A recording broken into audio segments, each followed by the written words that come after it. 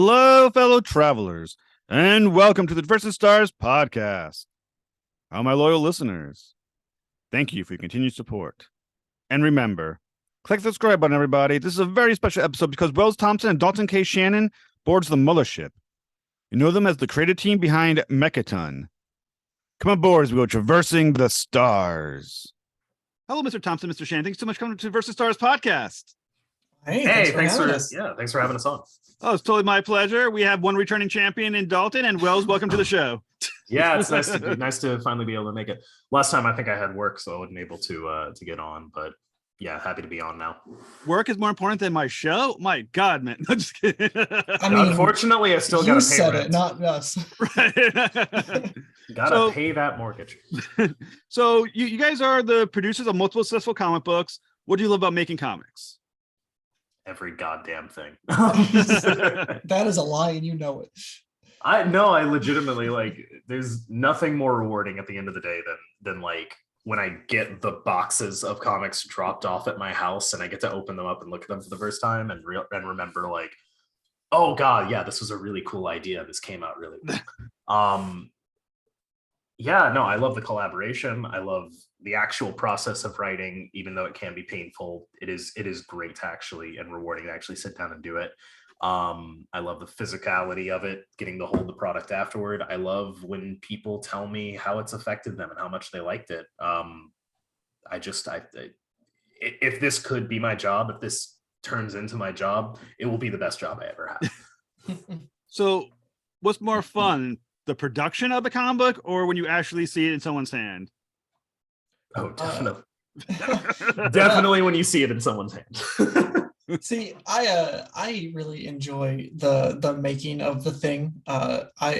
Wells and I differ in this, and where I really want people to read the books and I want them to enjoy them and I want it to impact them in some way. But I'm a bit of a selfish creator. I create for myself. So, like, at the end of the day, as long as, like, when it's done, it's done. I'm like, great, I made something. It's awesome. So then the process is over. And so I really like making the thing and seeing it come to life. And then seeing the baby in real life is great. But then I just shunt it off to the shelter and I get making on the next baby. So the analogy is you prefer making the baby instead of having the baby. Exactly, for sure. Oh, absolutely. Oh, no doubt.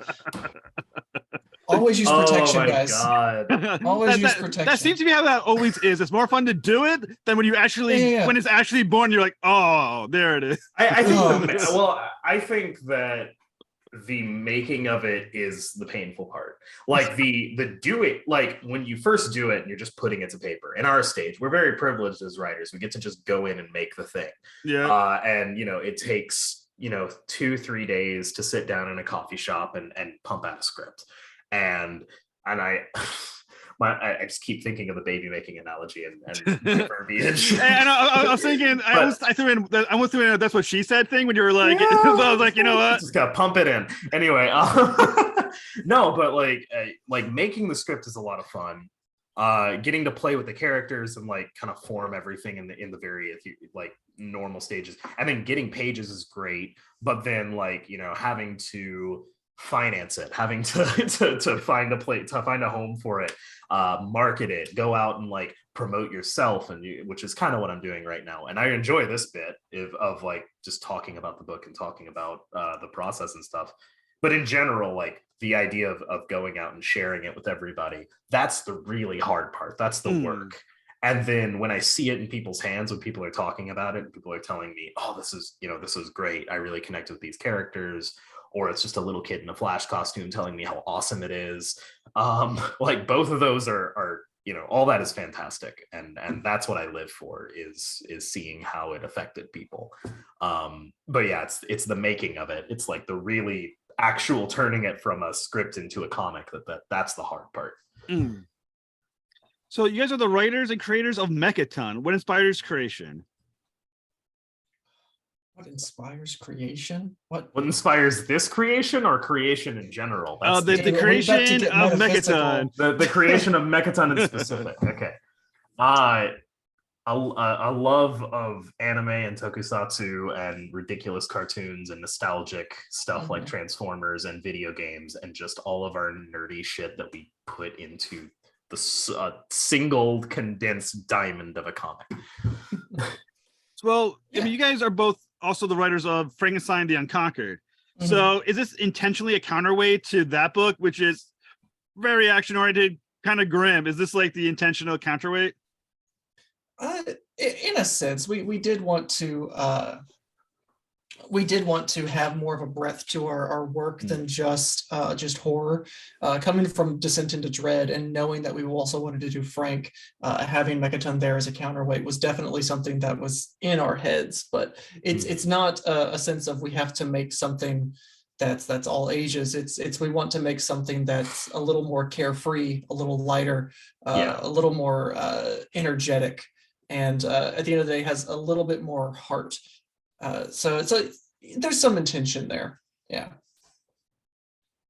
I think sort of the not that we wanted to make a Saturday morning cartoon basically, but like that is in equal parts, part of our personalities and how we grew up and how we're both kids that that stayed up too late to watch Toonami and in equal measure maybe saw some stuff on on Comedy Central and or AMC that we shouldn't have stayed up late and watched a horror movie without our parents knowing, and that affected us as well. So I think both are equally things that affected us and things we wanted to write about. So how much is this wish fulfillment? The idea of this space glove that can come down, whatever you punch, it becomes a mech. So how much of this is wish fulfillment for you guys? I mean, wouldn't you want that? I think everybody wants that. If you don't like giant robots, you're lying. So what are the odds that you guys would be punching random things just to see what it would look like as a major big mech? Oh, yes. Like there is no chance. Yeah, I would be a terrible recipient of the glove because I would punch every single thing that I was just like, ooh, what about this? Just to see what would happen. But I think that I don't think it's wish fulfillment so much as it is like kind of capturing a sort of frenetic energy that you have as a kid, that sort of freedom of creation where you're on the playground and you're just coming up with nonsense weaponry, and someone pulls out an everything proof shield and then you beat them up because that's cheating. Like that kind of like free spirited, like anything could happen kind of energy is what we wanted to capture. And I think that Mechaton does that really well.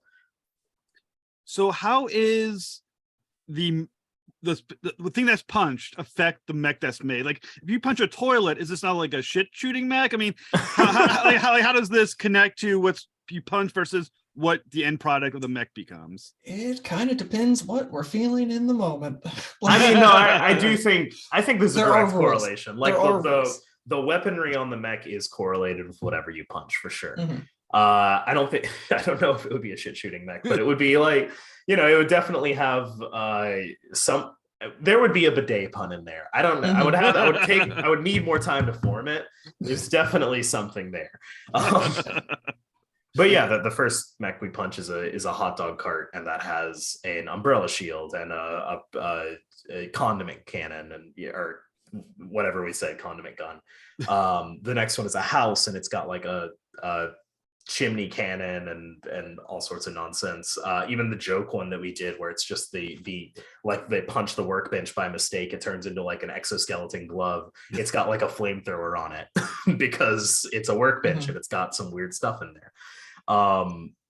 It's that was sort of the intent, was whatever you punch is sort of what you have to work with, which is part of the reason I wanted to I was so attracted to the idea of the comic, was like it sets itself up so perfectly with like making it up as you go along, like or the idea of just like working with what you have, really.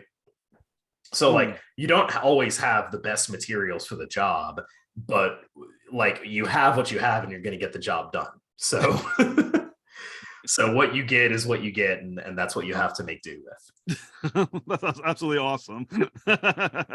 Now, one phrase that I've heard used on the campaign is rule of cool. So for our listeners, can you explain what rule of cool means? Rule of cool is anything goes as long as it looks cool. Like who cares about physics, about reality, about how things function? Like, if does it look cool? That's the one rule. That it looks cool. You can't. It shouldn't be that tall if it's just made out of a hot dog stand. Who cares? It looks cool. I need you to shut all the way up about it. Yeah, because we wanted there to be rules. We didn't want there to be like. We wanted there to be rules. We didn't want there to be laws. Rules can be bent a little bit. If laws are broken, suddenly we have issues. So what are some of these rules that you are holding to? So what, like the kind of things you can and can't punch, which there are rules around. I won't spoil because we get into that more in issue 5. Like what happens when you punch something that's alive. Yeah, organic versus inorganic. Yeah, so like we know what happens when you punch something that's, the inorganic, that's just like a thing, but what happens if it's a living thing? That's a good question, and we answer that question. Stuff that we talked about earlier, the fact the weaponry is adapted from whatever the thing is, and you don't just get like a blanket set of stuff. You have to adapt to whatever it is. The fact that Derek doesn't really have a clear idea of what the mech is or what it does before Leah kind of is able to break it down using the thing. That sort of backseat gamer dynamic was really core to what we wanted to do with Mechaton and how we wanted the story to be shaped. So yeah, there are tons of like little things guiding the story. Consistencies. Yeah. So if you punch the house and someone living in the house, do they become part of the mech? Great question. Great question. Again, no spoilers. We did consider addressing that early on. I think Hex was supposed to have a cat, and it was supposed to like meow in Derek's ear when he was taking over the house, but yeah, we decided against it because we have a better answer later on down the road. But the mechs do get bigger, which means there's more of a chance that people get swept up in the nonsense. So stay tuned. For sure. That sounds absolutely awesome. So the first issue is published by Scout Comics. How cool is that? It's very cool. Amazing. Yeah. It's like Senpai noticed me. Oh my god. So why was Scout a great home for Mechaton? They have a lot of the same sensibilities we do when it comes to like making something cool. Like they give us a lot of freedom to kind of just do the book we want to do. Of course, they help us out and make it the best thing it can be, but they really just kind of let us play, and they're super supportive. They seem to have as much joy in seeing what is on the page as we do when we put it down. Yeah. And also, being able to get it in comic shops is pretty cool too. Yeah. For sure. Yeah, Scout was the first and to my mind only home for the book. I knew pretty early on, before we put it on the first Kickstarter, I said, we can make this, and then if it does well, hopefully we can get it into an indie comic publisher like Scout. Scout was the example I used, and I never really had a backup because I didn't see anyone else having that kind of, raw, fun sensibility that would match the energy of the comic. I didn't send it to anyone else. I didn't shop it around anywhere else. I sent it right to Scout, and we were very lucky that they picked it up because there was no plan B. Is Dark Horse gonna publish it? No. No, Dark Horse isn't gonna publish it. Image isn't gonna publish it. It's Scout or it's bust. Well, you guys also got yourselves in CBR, which I remember you guys were excited about when I saw your social media. Yeah. What was that like? The great CBR. The in quotes, right? No, CBR.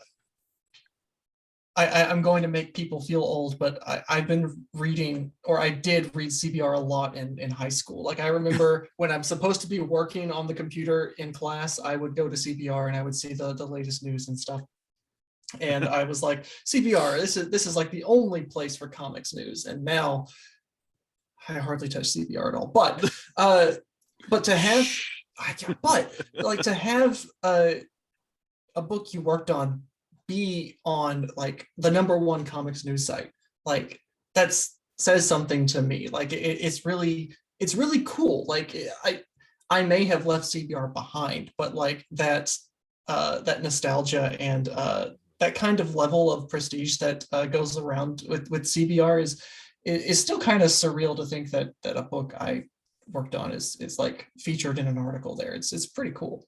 Mm. Well, another interesting thing is about Mechaton is the character once again of Derek. So is Derek inherently heroic? Is it the courage does come from the glove that now that he has it, he's heroic, or that just allows him to do the things he wish he always could have done if he had the ability to do it?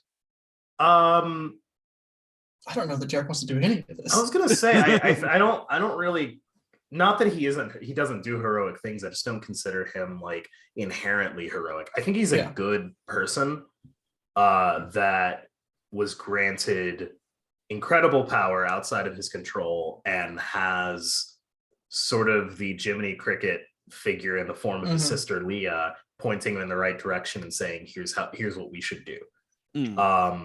And if it were up to him, he would still be in the basement playing video games, like 100%. But because he is ultimately a good person, once that's made obvious to him, like, hey, we can do good things, we can help people, we can, protect the people we care about, then it becomes, clear to him, oh, this is a good thing. This is what I wanted to, this is what I need to do the whole time.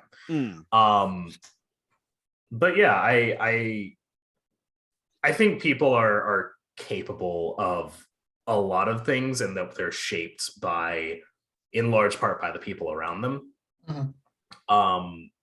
Everyone has a drive to do something, but sometimes it needs it needs other things pointing them in the direction for them to realize it. Derek may have come to this conclusion on his own, that he should use this to help people. Equally likely that he would not. That he would be like, cool, glove, I can turn this into a robot. There's a bug over there. I'm not going to throw hands. I don't know how to do that. You kidding me? Yeah, it always kind of like, I've never been in a fight before.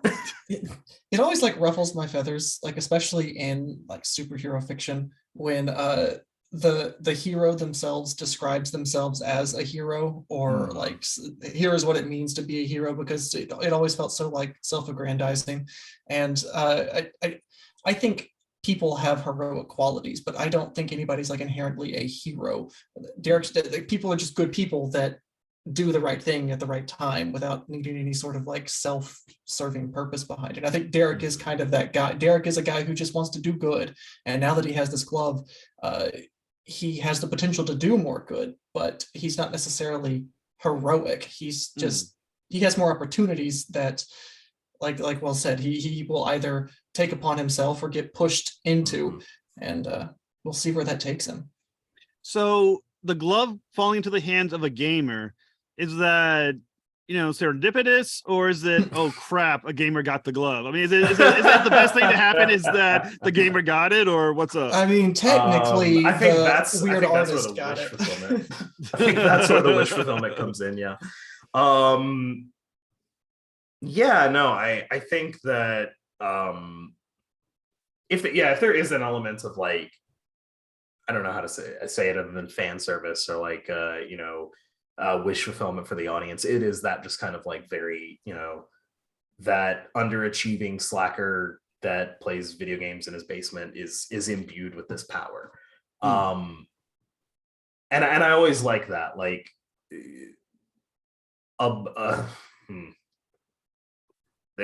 there's a whole tangent I could go on, but I'll just say that I really like Derek's character for the fact that he is so unassuming, and he doesn't necessarily want the power. It is granted to him, and it is up to him to decide whether or not he wants to do good with it. And it is because of his circumstances that he chooses to do good with it. What was the question? I don't remember anymore. Or is it for the best that the gamer got the Is gloves? for the gamer. The best, For the best, probably not. Probably There are not. definitely more qualified people than Derek, and that is, I guess, to where I was rambling about earlier, is like he isn't chosen because he's special.